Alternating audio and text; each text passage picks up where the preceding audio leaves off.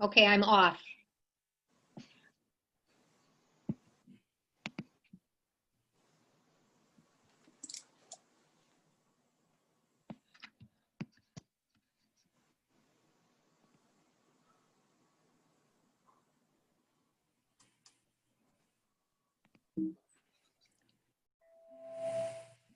Hello. My name is Jeannie Kirby, and I'm the president of the League of Women Voters, Northwest Lake County. Good evening. I'm so happy to welcome you to the League of Women Voters 10th Congressional District Forum. The League of Women Voters is a nonpartisan political organization encouraging informed and active participation in government. It works to increase understanding of major public policy issues and to influence public policy through education and advocacy. The League does not support or oppose candidates or political parties. This event is sponsored by 5 local leagues within the 10th Congressional District. The League of Women Voters Arlington Heights, Mount Prospect and Buffalo Grove, the League of Women Voters Deerfield area, the League of Women Voters Highland Park-Highwood, the League of Women Voters Lake Forest, Lake Bluff, and the League of Women Voters Northwest Lake County. Each of these leagues sponsor events and would like to remind you of the Lake County elected officials virtual forum on October 11th. The candidates will be those on the ballot for state's attorney and the Lake County coroner. We hope to encourage you to watch the forum that will be posted on the League of Women Voters Highland Park Facebook pages, and also will be posted on the participating leagues' websites or Facebook pages. Finally, I would like to introduce you to our moderator for this evening. The moderator for the League of Women Voters debate or forums cannot reside within the district of those candidates participating in the debate or the forum. With no further ado, I'd like to introduce you to Karen Rebarb. Karen Rebarb is a member, or has been a member, of the Arlington Heights area and is a former president and current vice president of the League of Women Voters of Cook County. Her current league interests are in government ethics, criminal justice, and the budget process and transparency within the Cook County Board of Commissioners. She has moderated live candidate forums throughout Cook, Lake, and McHenry counties, and is pleased that Zoom has provided us a method to continue the league's forums. No further ado, please take it away, Ms. Rebar. Good evening, candidates and audience. I'm Karen Rebar, your moderator for today. This is the forum for the 10th Congressional District race. Both of the candidates, Valerie Ramirez Mukherjee and Brad Schneider, have agreed to abide by the ground rules provided by the League of Women Voters. They are as follows. Each candidate will be allotted 2 minutes for an opening statement. The order has been decided by alphabetical last name. Next, we will have questions that have been previously sent by the audience. Each candidate has 1 minute to answer each one. Candidates will alternate the order of speaking for question responses. After the questions, candidates will have 2 minutes for closing statements. This will be in the reverse order from the openings. Candidate statements and responses will be timed. The League has provided timers who will show the candidates the remaining time on each question or statement. They will give 1 minute and 15-second warnings for opening and closing statements and 15-second warnings for questions. Candidates, please restrict yourselves to answering questions posed by me. Exchanges between candidates will not be allowed, so please do not interrupt one another. And I will repeat a question if asked. Audience, questions have been obtained from the audience during the Zoom registration. Questions must have been directed to both candidates, and questions have been reviewed by League members for clarity, appropriateness, and to avoid duplication. All questions might not be asked due to time. Because the League retains ownership of this forum, and it is being recorded by the League, and it will be available afterwards, we ask the audience not to record any part of this forum. The recording will be available by Saturday on League space HP-HWD and the League of Women Voters of Illinois Voters Guide, probably also on League Facebook page. Audience, your chat feature, Q&A, raise hand feature, and your mic have all been disabled, so you can all just sit back and enjoy the forum. Let's now begin with opening statements. Candidate Mukherjee, would you begin?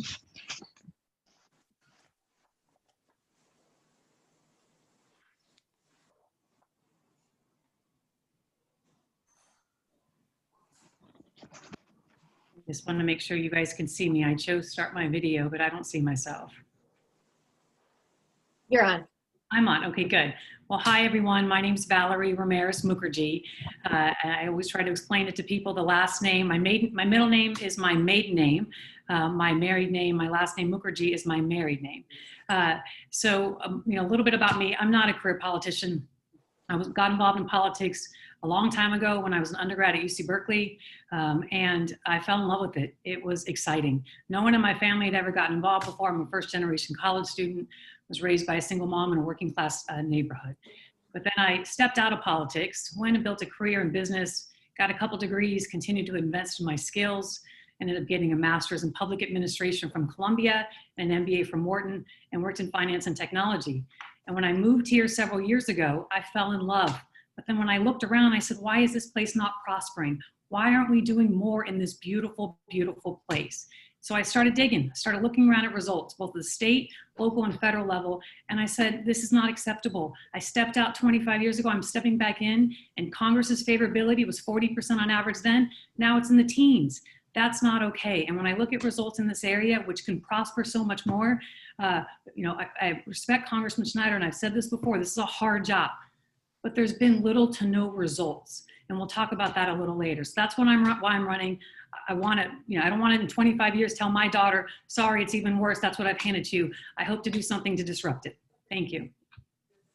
Thank you. Candidate Schneider, would you speak your opening statement?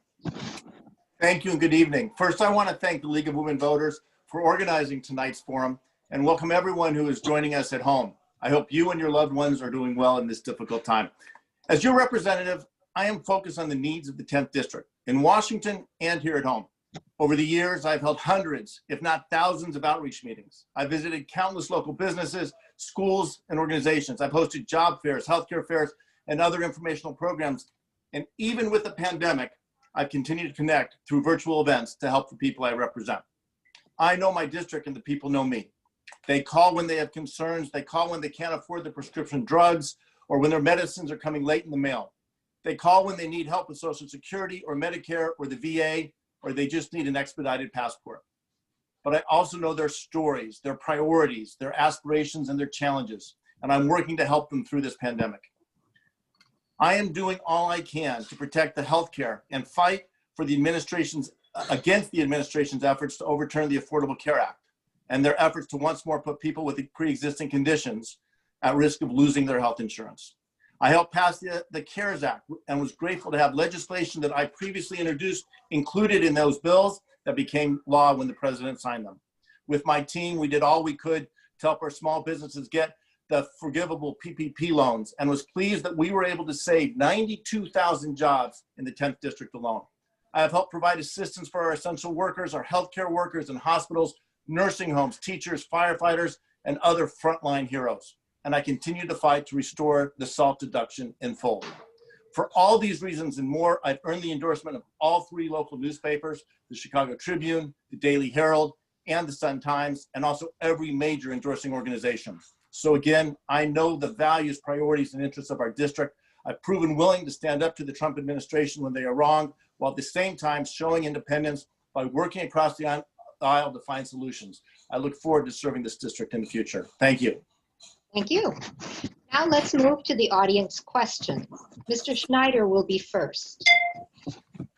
This question is in the category of voting rights. The question is, the Supreme Court recently invalidated parts of the 1965 Voting Rights Act, which has enabled many states to pass new restrictions on voting. How will you protect voters' rights? Thank you, and that's a crucial question. The Supreme Court, in the Shelby decision, as you mentioned, eviscerated much of the Voting Rights Act of 1965. We had tried to pass legislation, and most recently the House passed the John Lewis Voting Rights Act, which I hope the Senate will pick up. Voting is a fundamental right of every American citizen. It's something we should all take very seriously, and we need to work to make it easier for all Americans to cast their ballots. We need to work to make sure that everyone knows they can cast their ballot safely, whether that's at home, at their kitchen table and putting their ballot in the mail, or going to vote early or on Election Day, November 3rd. I've worked in the Congress to push forward legislation for election security. I will work in the Congress to continue to push the John Lewis Voting Rights Act and make sure that everyone has the right to vote in this country. It's something, it shouldn't be partisan. It's not Democrat, it's not Republican, it's not independent. We need people to vote. In our country, we have less than 50% typically come out for elections. We need to get that closer to 80, 90%, and that's what I'm working to do. Thank you. Ms. Mukherjee, same question. So for this, I would say, I'm proud of what Illinois has done. I've talked about this on our debates with the papers. We here in Illinois, you have to request your ballot, right, to get mailed to you. I think that's fantastic. I think about my childhood with my single mom who was working long hours. She couldn't take off a day to go down to a poll and stand in line, but now she can request, if I were younger, she could request her ballot and get it right to our home, and she could fill it in, not feeling, embarrassed being at a poll where maybe she's not as familiar, not as educated on the topics, has time to do it from home, from the comfort of her home. So I'm really proud of what Illinois has done. I hope other states will follow. And we've talked about this before. I do not support the universal mail-in ballots that other states that I've lived in, Washington, California expanded this year, but I am proud that Illinois maintained it. They kept it. Even though they had a trifecta in the state, they could have expanded it. They chose to stick with an absentee application. Everyone has the ability. It takes a minute or two to request, and you can get your ballot mailed to you, and I'm proud of what Illinois has done. Thank you. The next category is healthcare, and Ms. Mukherjee, you'll be first to answer. The first question is, do you support the Affordable Care Act? If yes, what changes would you make to the ACA? And if no, what reforms would you like to push forward regarding healthcare? So with the ACA, Russell Lasau from the Daily Herald wrote a story on this recently. I support it, right? So you have a lot of Republicans, and the Republicans are probably like, what is she saying? I believe that we should maintain the legislation that our then elected officials spent hours of their days, years of their time to imagine to get done to bring to this country. But with the first release of anything, it's not going to be the best. It's no different than this release of Zoom that we're using now. They went through iterations and iterations and iterations to get it here, and they're going through more as they're trying to figure out how to deliver this to students like my kids that are in remote learning, right? So I look at the ACA, as I said to Russell, it's in 1.0, right? It's like what we talked about in tech a long time ago. We need to go through the iterations to keep improving it, to make it more efficient. But overall, I support it, and I'm proud that our country was able to get it done. Okay, thank you. Mr. Schneider, same question. Thank you. It's hard to believe that the ACA passed more than a decade ago, and for the full 10 years since it passed, the Republican Party has done everything it can to dismantle it, defund it, or completely take it away. And we see in the Supreme Court, the Trump administration is going to court to eviscerate it once more and rushing in a Supreme Court justice appointment to try to ensure that that happens. I support the ACA. I've worked hard to improve it. For example, repealing the medical device tax, which was a tax on innovation. We successfully achieved that and will continue to improve America's healthcare and lower the cost by driving innovation. But looking forward, there's also so much more we can do as well. We need to provide a public option. That's why I support Jan Schakowsky's Choice Act that would do just that. I'd like to see that we can expand access to Medicare, allowing people over the age of 50 to buy in, to have access to Medicare and affordable healthcare if they choose to retire early for whatever reasons. The Affordable Care Act was an important first step. It wasn't perfect. We need to build on its successes, fix what's not working, and what we can't fix, try something new. Thank you. Okay, the next question will begin with Mr. Schneider. It's also a healthcare question. The Supreme Court shortly will decide cases involving women's healthcare and family planning. What is your position regarding women's reproductive rights? Should contraception and abortion be covered by private and government insurance? Thank you for that question. This is a really very important issue. First, let me state unequivocally, I believe everyone in this country, men and women, should have full access to health care. It should be a private matter between them and their doctor, and that includes reproductive rights for women. The government has no business in there. I support Roe v. Wade. I don't think the court should overturn it. And furthermore, I think that Congress should repeal the Hyde Amendment that prevents women from getting full health care. For example, my son's in the Navy. He has access to full health care as a Navy officer, but the woman serving right next to him doesn't because of the Hyde Amendment. So yes, I support a woman's right to choose 100%. That's why I have the endorsement of both Planned Parenthood and NARAL. And I believe we need to repeal the Hyde Amendment and make that right absolute, not conditional. Thank you. Ms. Mukherjee. So as a woman who has had two, live births, one miscarriage, one ectopic, almost died from childbirth, this is something that I have a lot of experience with. And so again, as a Republican, I call myself purple. You can see my purple in the back. I believe a person should have a choice what to do with their body. But I believe that choice should be up into a period of time. I remember when I was 20 weeks pregnant with my child and my belly was out pretty far. I can't imagine someone terminating the life of a child really beyond 16 weeks. Technology has changed since this was passed in 1973, the year I was born, right? And so I believe that a woman should have a right up until a point. I think it is inhumane after that for both the woman and the child, the baby, to have partial birth abortion, which I understand Congressman Schneider supports, or late stage abortion, which I believe Congressman Schneider supports, or federal funding, which was never intended under Roe v. Wade. And it has expanded as Congress has decided, let's continue to expand the rights. I do not support federal funding of abortion either. Thank you. The next question is regarding COVID, which is a big topic nowadays. The question, and we will start with Ms. Ramirez Mukherjee. What policies will you pursue to promote physical, economic, and social health during and after the COVID-19 pandemic for businesses, employees, and the unemployed? Big question. That's a big question, a lot of pieces. So I'm just going to focus on the economic. I say where we are now, what are we at, 27 trillion? Like, really? How are we going to pay that back? When I got involved in politics, I remember we were at 6 trillion. The book that I remember, reading with Newt Gingrich and others, we were at 6 trillion. It's 27 trillion now, 27 trillion. And all the stimulus that continues to be provided, where is that going to end? We're going to explode. We have to figure out a way to grow ourselves out of this, to bring jobs back. Like, I am very grateful that Trump, when he first got in, he said, I'm going to focus on jobs and taxes. Let's get businesses, let's get jobs back here, right? Let's invest in our opportunity zones. We can grow our way out of this with the innovation and the people that we have here, the universities, the infrastructure, the schools, everything, the assets that we have here. We have to invest and have a focus on our economic growth from here. Thank you. Mr. Schneider. Thanks. So first, let me state very clearly, we can't get to the economic recovery, the physical recovery, the emotional, social recovery until we beat back this virus. And we need an administration who will take it seriously and say to the nation, working together, we can do it. But if we don't work together, we're going to have this virus with us for a long time. I've been working hard on this from the very beginning of the pandemic. I helped to introduce legislation in the spring. We passed the CARES Act. We passed the HEROES Act. The CARES Act provided the PPP program I mentioned earlier that kept 92,000 people in just our district alone employed. We need to provide relief. This is why it's so important that the president, the Republican Senate, and the House come back together to provide an economic package that will provide the relief we need, helping small businesses struggling to keep their doors open, helping our hospitals, our healthcare workers, the frontline heroes who are working every day to keep us safe and healthy. But at this point, state and local governments are in a position they're going to start laying off and cutting back on essential services. So we passed the CARES Act last spring. We need to pass the HEROES Act. We did it in the House. The Senate needs to take it up. Thank you. The next question will begin with Mr. Schneider. It is the category of gun violence. And here's the question. Are any gun violence prevention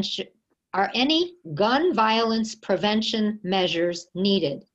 If so, what measures would you propose, such as background checks, assault weapons ban, increased penalty for illegal guns, etc.?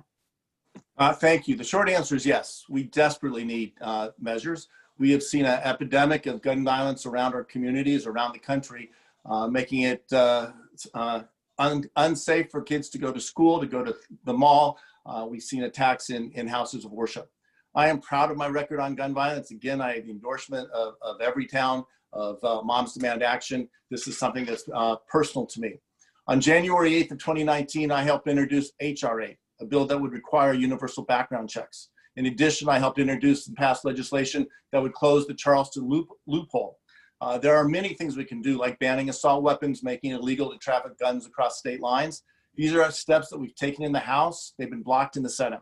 I will continue to work for these things. I will continue to make sure that in the House, we are leading on these issues, but we need the Republicans in the Senate to agree on it. And the last thing I would say, let me add, is that the NRA has been opposing us every step of the way. And I've been leading the charge to hold the NRA to account for their abuses of our tax code and make sure that they are not able to block our efforts to provide gun safety in our communities. Thank you. Ms. Mukherjee.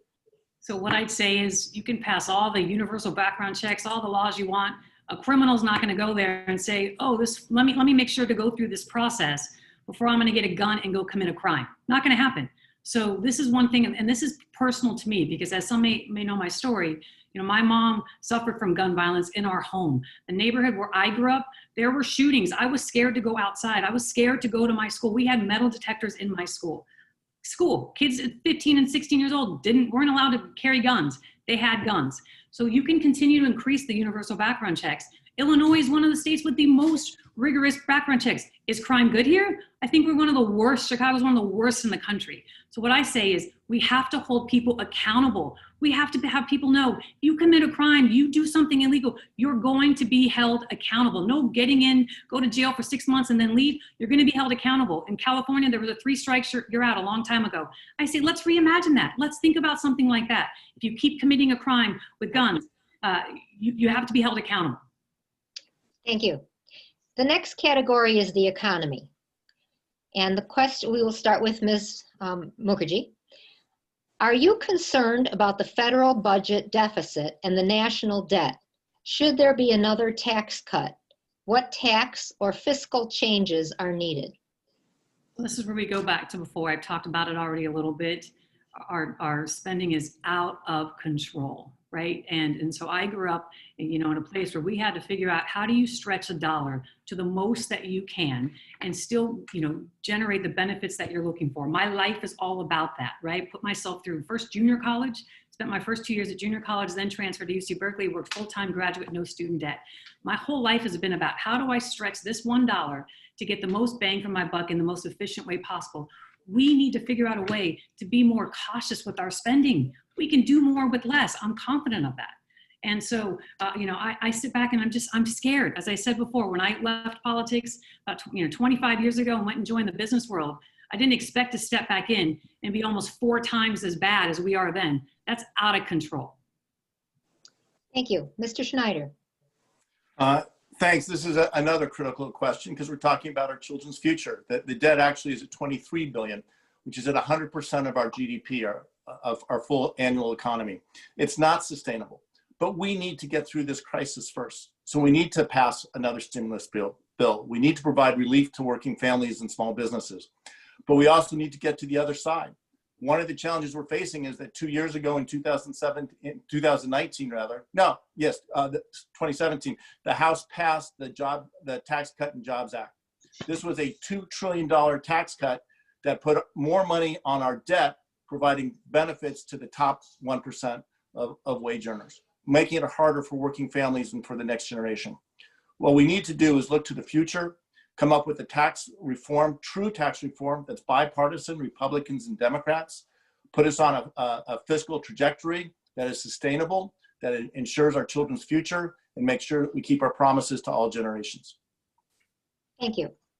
The next question is under the category International Relations. What level of engagement with our allies and the global community should the United States maintain with respect to international treaties, United Nations, and the World Health Organization? Mr. Schneider. Thank you. I say this all the time. The world is better and a safer place when the United States is engaged on the world stage, and we are leading.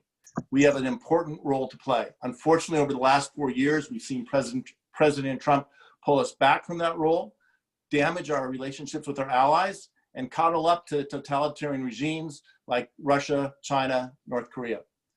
What I am hopeful for with the new administration is that we will reestablish our place in the world, our leadership role in the world, work to build our alliances, work to rebuild our diplomatic corps. The more we invest in diplomacy, the more we invest in working with other countries and providing aid and working with our allies and trying to ensure security around the world, the better it is for all Americans. Foreign policy is a critically important issue to me. It's why I was on the Foreign Affairs Committee in my first 2 terms and remain as a leader among my colleagues. They come to me when they have questions. So it is critical that the United States has a role, that the president's seen as a leader, and the United States works together with our allies. Thank you. Ms. Ramirez Mukherjee.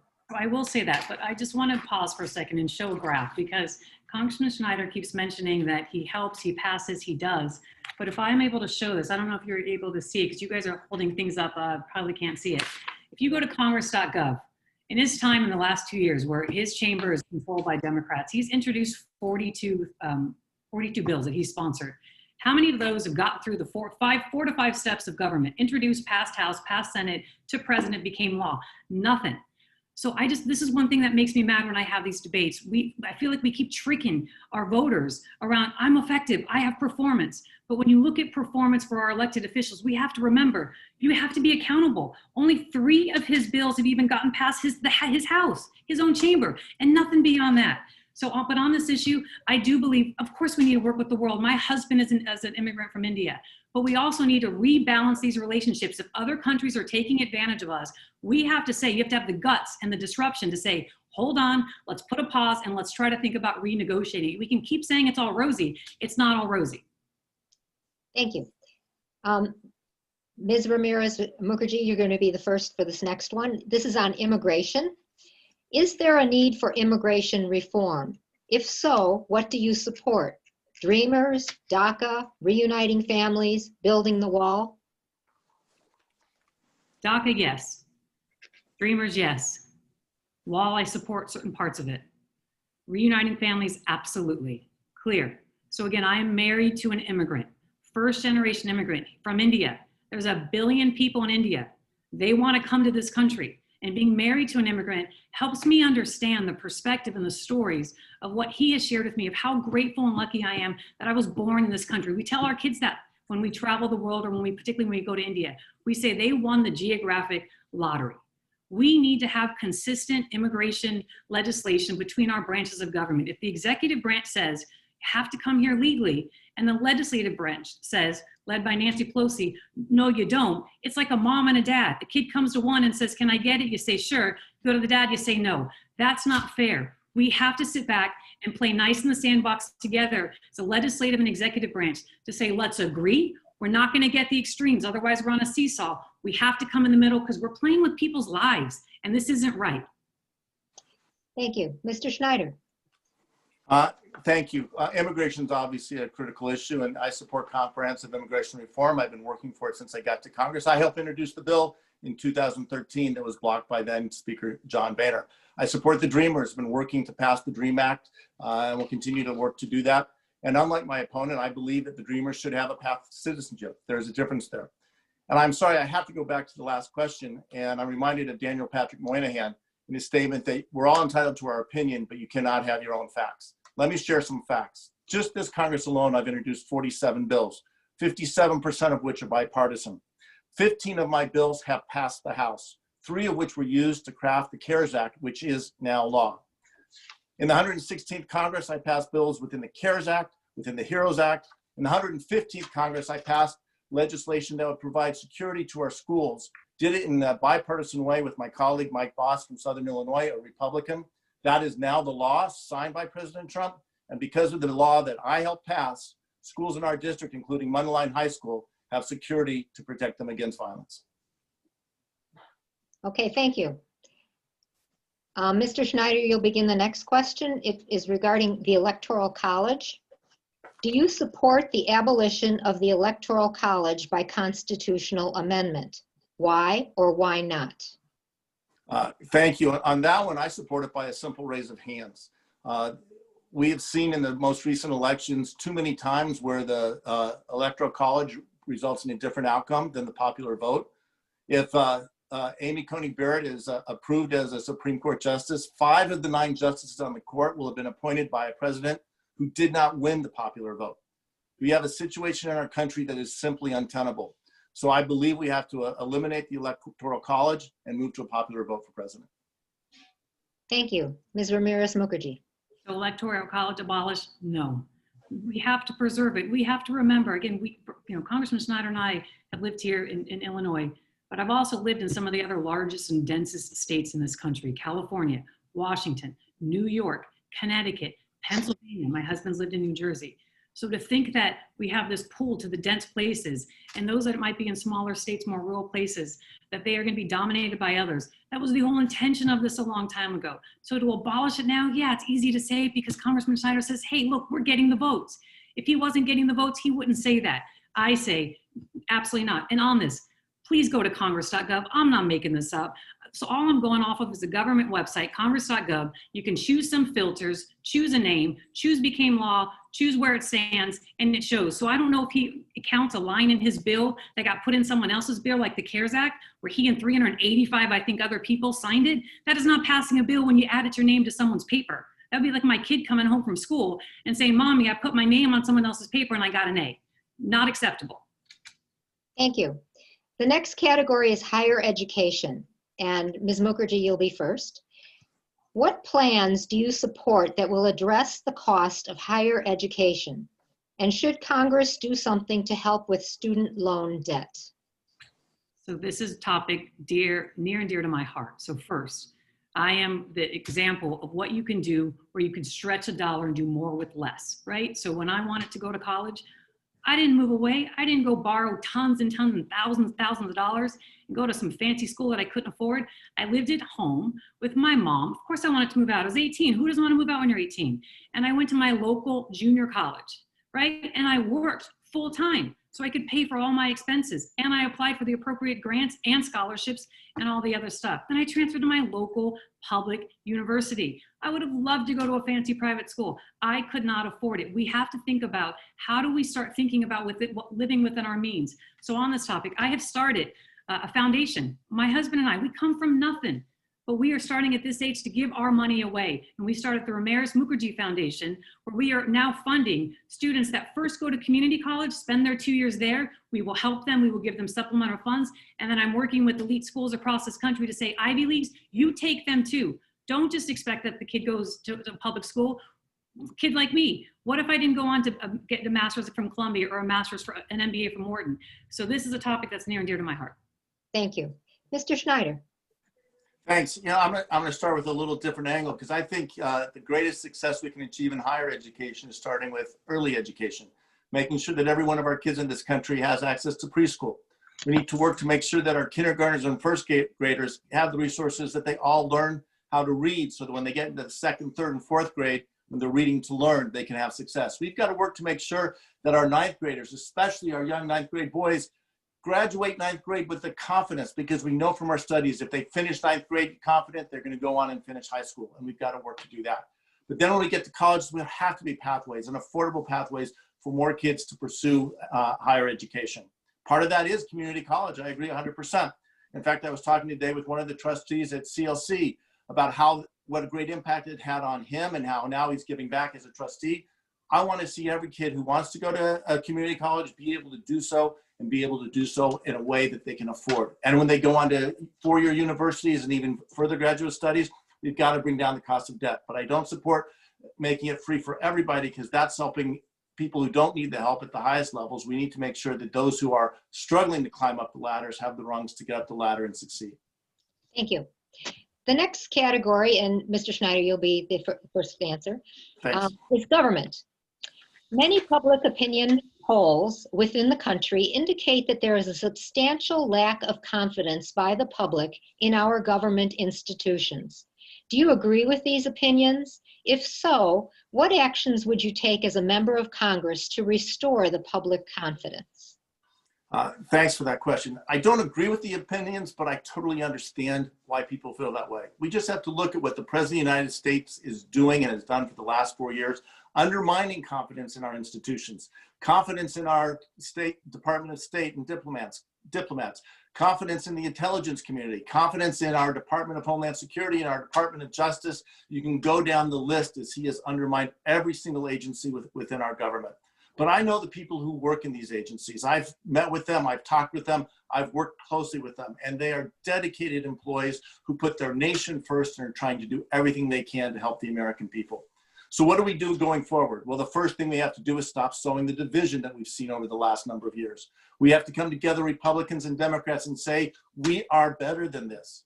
And that those people who work on our behalf, whether it's in providing healthcare or providing services or defending our nation, that they are working on behalf of our nation and give them the support that they need. So I'm hopeful that with the new administration, we'll make those changes and we'll come together and support these agencies. Thank you. Ms. Mukherjee. So my mom worked for her whole career at the Social Security Administration. When I went to grad school at Columbia at the Masters of Public Administration, a lot of my friends, really smart people that came out to work in different departments in our government. I don't think people are judging that. What people are judging is Congressman Schneider, is those in our legislative branch, those like Jan Schakarsky, who has been here, 25 years in the last 10 years, you pull her name up on Congress.gov. She hasn't passed anything either. Nor is Roger Krishnamurthy, nor is Mike Quigley, nor is Sean Casten, nor is Lauren Underwood. This list goes on and on and on, right? So people, when we talk about the favorability, we are not, my opinion, we are not talking about our entire government, our different 3 branches of government. We are talking about the legislative branch. Incumbents like Congressman Snyder that have been there for a long time, say a whole bunch of stuff, tell you he's getting stuff done, but people are like, how do I check it? And he tells me, no, it's not true. Go check Congress.gov. I'm not making this up. Thank you. The next question, Ms. Ramirez Mukherjee, you'll be the first answerer. Is redistricting reform needed, and how should the maps be drawn? Yes, it's idiotic. So here, the reason I mentioned those names is because when I started looking at the various zip codes in Congressional District 10, I said, I put in zip codes and all these names would pop up. I said, how can a zip code be split this much? When I go talk to Mundelein High School, like Congressman Schneider was talking before, and I'm talking to different students, they're like, oh, I'm in this district, I'm in that district. I'm like, we're sitting at your high school. How are you guys all in different districts? This is out of control what Illinois does here. It's not right.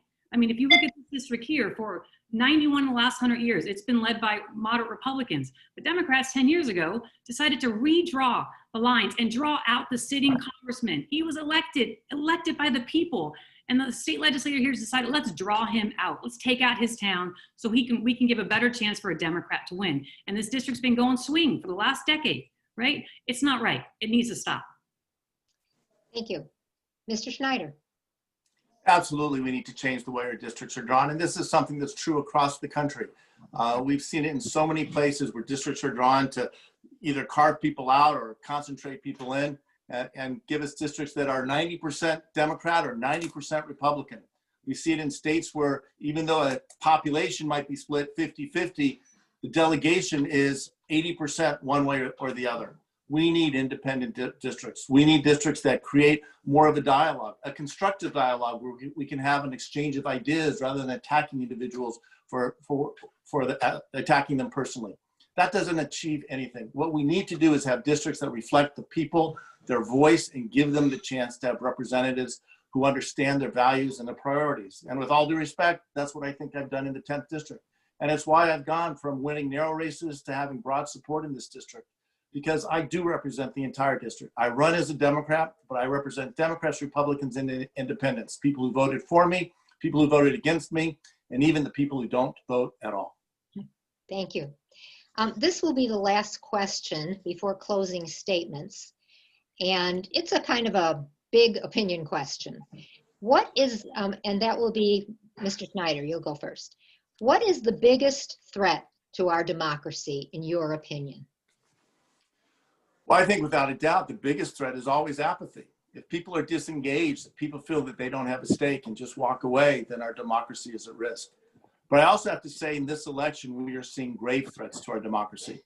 We say every election, this is the most important election in our lifetime. But I can say without question, this is the most consequential election in any of our lives, and maybe going back to maybe the Civil War or even in the history of the country. So much is at stake. We need to protect our democracy. We need to protect the idea that everyone can cast their vote, they can do it safely, and they can do it easily. We need to protect the idea that the outcome of the election will be respected, that whoever wins will peacefully transfer power if they lose, if whoever's incumbent, if they lose, will peacefully transfer that power. I've done it when I lost my election, and my opponent did it when I beat him. That's the way it's supposed to work. So our democracy is under severe strain right now, but the most important thing is for people to be engaged, for people to go out and vote. Vote, vote, vote. But just once. Yes. Ms. Mukherjee. So for me, what I would say is acceptance. You know, when I launched my campaign with my name, as people can see, I couldn't believe the kind of stereotypes and assumptions people would say. You must be a Democrat because of your name. And as I just recently, a few weeks ago, was trying to buy a technology product was not hiring someone for their skill, for their brain. It was a technology product similar to Zoom. And I was declined because I'm a Republican. They said, we do not sell to Republicans. And I said, what are you talking about? Like, I can't believe it. Had to get my lawyer involved, thinking you can't discriminate against me. My whole life, I've avoided discrimination. Never really saw that I was different because of my gender or my class or my minority or being married to an immigrant. But I'm being discriminated against because I'm a Republican. And I hear that so often. For the students that reach out to me in the high schools across this district that say, I can't tell anyone that I support Republicans. I have to hide my Trump sign.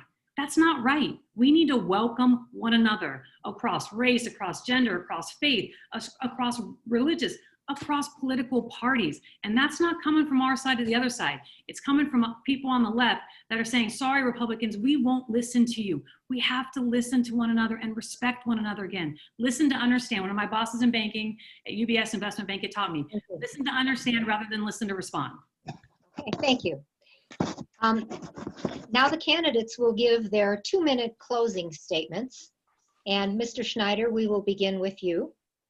Thank you. And first, Karen, I want to thank you for moderating this debate so well. We appreciate it. And again, appreciate the League of Women Voters for hosting this forum. Representing the 10th District of Illinois is without a doubt the highest honor and the greatest responsibility I've ever had in my entire life. I love my district. I love every corner of it. I love working for the people here. I'll reiterate the things that we have done. I'm very proud of my record, the bills we introduced in Congress, again, more than 47 bills this year, 15 of which have passed the House. I'm proud of the work we do in our district, helping people recover money that is due them. This term alone, more than $1 million, and bringing back more than $100 million in grants for various organizations, educational institutions, other groups, trying to make a difference in people's everyday lives here at home. We work for the people of our district, and by we, I mean my team. I'm only as good as my team, and we have a great team working on behalf of the people of the district. I hope I can have the chance to earn your support once more as we come into this next election. As I said before, so much is at stake. It's the most consequential election in our lifetime. But we have to look at what's at stake immediately. And the most immediate issue we face is beating back the coronavirus, beating this pandemic and getting people back to work, getting kids back to school, making sure our economies have a chance to thrive again, and renewing our future. That's what I'm working to do. I know to do that, we need to pass another relief bill, which is why I support the HEROES Act and the modified HEROES 2.0. We've heard a difference tonight. My opponent doesn't support an additional relief bill. There are some real differences that really make a difference in our future. What we didn't talk tonight is big issues like climate change. I know that the greatest threat to our long-term future is the threat of climate change. It's not a future threat, it's the threat we're experiencing each and every day. Look at the fires out west or the hurricanes in the Gulf. We need to respond to that, and that's something that I hope to lead on. I've led so far, and I'm going to continue to do so in the future. I'm grateful for this opportunity to speak with you tonight. I'm glad we had the chance to debate ideas, and I ask for your vote on November 3rd. Thank you. Ms. Ramirez Mukherjee, your closing statement. So can I just, and I'll closing, can we raise our hand who drives an electric car? So out of the moderator, myself, and Congressman Snyder, who has an electric car? Me. Who has had an electric car for 10 years? So you can say whatever you want. You care about climate, you care about people, but it doesn't reflect in your actions, right? So I joined the the electric car movement 10 years ago. My 75-year-old mom has an electric car. My brother has an electric car. So this is where I get back to. I'm done with the talk. There's so much talk happening by elected officials like Congressman Snyder selling you a bag of goods, and there's nothing behind it. It's just empty. And so when I look at this district, and one thing I wanted to show, I wish I could, is I moved here from California. If you see this big, black arrow over here, housing prices are going up. People are able to live there for 10 years, and they're able to sell their home and move somewhere else if they want to retire. This graph here is a graph from one of Congressman Snyder's neighbor. In his neighborhood, you see a red arrow going down. 10 years, people are upside down. So if those that are listening here say, I want the same, this looks good. Congressman Snyder's been there 6 years. When I look at congress.gov, the website on congress.gov, and I choose past bills in the House, your name doesn't show up. It's not there. So again, if you want to add it to someone else's paper, if you think that's results, fine. I don't see that as results. And when I talk to people across this district, they don't think that there's results. And the facts speak for themselves. Go look at your equity. Upside down. Whereas the towns I came from, here's one other town I came from, Washington. Look at this, even bigger. Why? Jobs, opportunity, disruption. When I look at Congressman Snyder, I don't see a disruptive leader. Having the status quo, having another leader like Shikarsky and others do nothing and hold the seat for a long time, I don't think it's right. It's up to you. Voters get to decide. You hire and fire us. It's up to you. Do you want someone like him who's been there 6 years, raised $20 million, spends all his time raising dough, but doesn't spend much time getting things done for this district? Or do you want someone like me, a mom, married to an immigrant, first generation college student who's going to come in and disrupt the status quo? Thank you. Thank you.